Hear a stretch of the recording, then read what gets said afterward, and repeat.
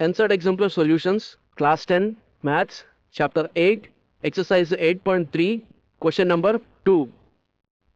Prove that tan A by 1 plus secant A minus tan A by 1 minus secant A is equal to 2 times cosecant A. Let us take the LHS value.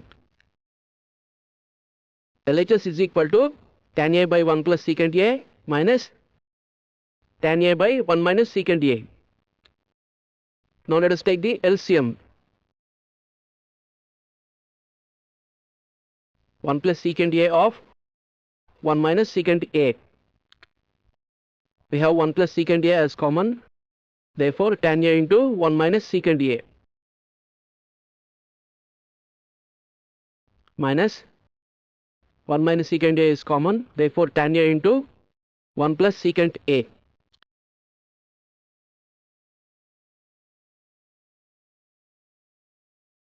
Let us expand the numerator.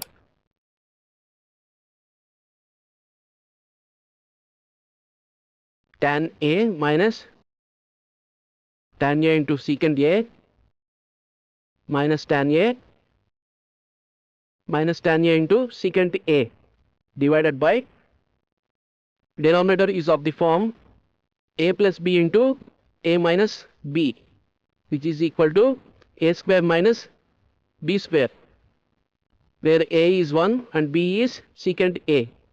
Therefore, we can write it as 1 minus secant square A. Tan A minus tan A we can cancel. We can combine the rest of the terms as minus 2 tan A into secant A divided by, we know the identity 1 plus tan square A is equal to secant square A. Let us bring secant square A to left side and take tan square A to right side. 1 minus secant square A is equal to minus tan square A. Therefore, we can write 1 minus secant square A as minus tan square A.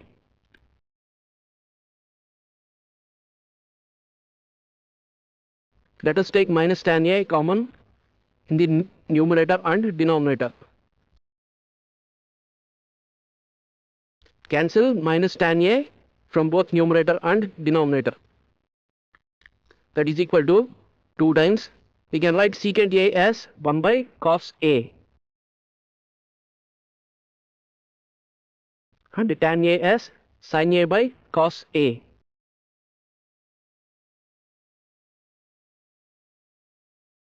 That is equal to 2 by cos A into cos A by sin A. We can cancel cos A. That is equal to 2 into 1 by sin A can be written as cosecant A.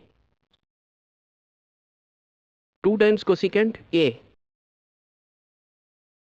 which is equal to RHS.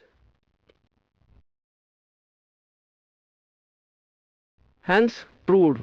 We have proved that tan A by 1 plus secant A minus tan A by 1 minus secant A is equal to 2 times cosecant A.